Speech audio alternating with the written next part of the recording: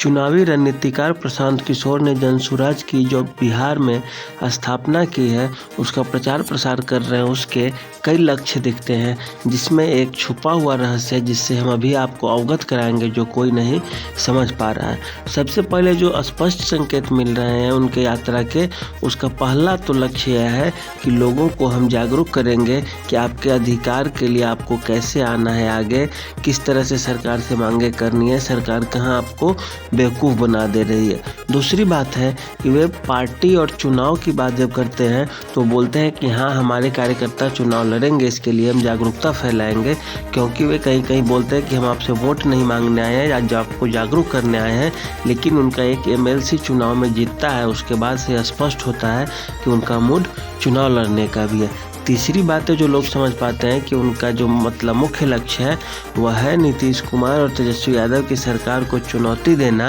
और भाजपा को मजबूत करना या कांग्रेस को मजबूत करना। तो यह भी एक तरह से गलत बात है, क्योंकि वे कांग्रेस और भाजपा पर भी बराबर मात्रा में हमला करते हैं। तो ये तीनों हो गई जो आम आदमी समझ रहे हैं और जान रहे हैं। चौथी बात जो है वो अपने भविष्य की रणनीति को तैयार कर रहे हैं, क्योंकि वे बड़े रणनीतिकार भी हैं और रणनीतिकार होने के नाते वे अपनी राजनीतिक रोटी सेकने के चक्कर में पड़े हुए हैं। इस कारण वे सबसे पहले तो अपना एक पहचान बनाना चाहते हैं पूरे बिहार में कि लोग हमें जाने समझें, हमारे विचारों से अवगत हों। उसके बाद वे चुनाव के मैदान में अपनी पार्टी को उतारेंगे और खुद चुनाव लड़े न लड़े एक जो किंग मेकर की भूमिका कही जाती है उस पर उन्हें देखा और समझा जा रहा है। आप उनके भाषणों को समझिए, आप उनके बातों को समझिए तो आपको लगेगा कि वह सबसे ज़्यादा जो प्रहार करते हैं वह करते हैं लालू परिवार पे, और लालू यादव के परिवार पे हमला करने का एक ही उनका लक्ष्य है कि नीतीश कुमार तो कमज़ोर होते जा रहे हैं, उन पर हमला करने से कोई बात बनने वाली हमारी है नहीं।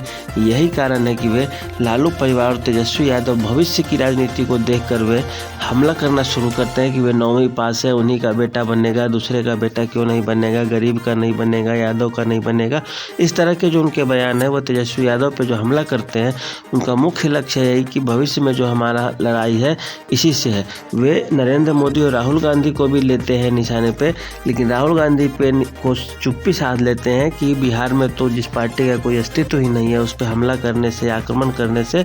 क्या फ़ायदा। वहीं वे भाजपा की भी चुटकी लेते हैं कि नरेंद्र मोदी जब से बने हैं बिहार को क्या दिए हैं, कितने बार आए हैं, नहीं आए हैं। तो इस तरह के जो बात है इससे यह स्पष्ट होता है कि वे यह समझ रहे हैं कि जनता दल यूनाइटेड का भविष्य में क्रेज नहीं रहेगा और उस वोट बैंक को ही हमें लेना है, और इससे हमारे नीतीश कुमार के समर्थक बहुत नाराज़ ना हो जाएं और सीधे सीधे हमारे बातों से प्रभावित हो कि इस चीज़ का जो ऑप्शन है, मतलब लालू यादव के अलावा और भी क्या हो सकता है बिहार में, इस मोर्चे पे ही वे काम कर रहे हैं। और जो एंटी लालू यादव वोट होगा वो अपनी ओर खींचने की कोशिश करेंगे। इसके बाद भाजपा के वोट में वो सेंध लगाने की कोशिश करेंगे और तब जाके अपनी राजनीति की रोटी चमकाने की कोशिश करेंगे। वे हर जगह लालू यादव पे हमला करते हैं, कहीं कहीं नीतीश कुमार पे, कभी कभार भाजपा पे और कांग्रेस पे न के बराबर हमला करते हैं। तो यह एक बहुत बड़ी रणनीति है कि हम जो है वो विरोध करेंगे केवल तेजस्वी यादव का, लालू यादव के परिवार का,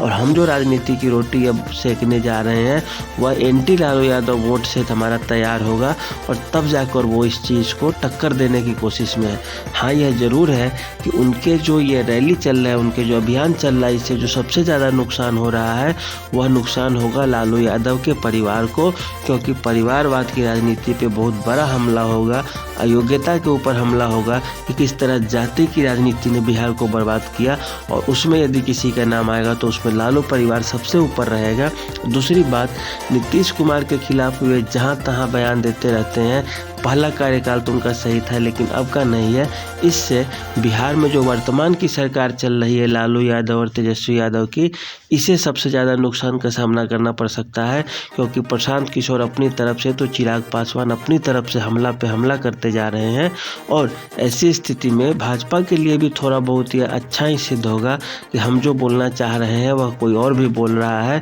इस कारण जो वर्तमान की सरकार है उनके प्रति जो एंटी इनकम्बेंसी होता है राज्य और शासन शासन के प्रति जो थोड़ा लोगों में नकारात्मक विचार होते हैं उसे हवा मिलेगी और जो विरोधी पार्टी है, विपक्षी पार्टी है, उनके लिए थोड़ा बहुत फायदे का काम करेगा। हालांकि प्रशांत किशोर सभी पार्टियों पे गरजते हैं, बरसते हैं और कमेंट करते हैं, तो यही है उनका कुल मिलाकर लक्ष्य। अभी चुनाव लड़ें या न लड़ें, लेकिन जैसे ही भविष्य में हमारी स्थिति सही होगी वे लालू यादव नीतीश कुमार पे हमला करते रहते हैं और उनके जो नाराज वोटर होंगे वो इनके पास आएंगे।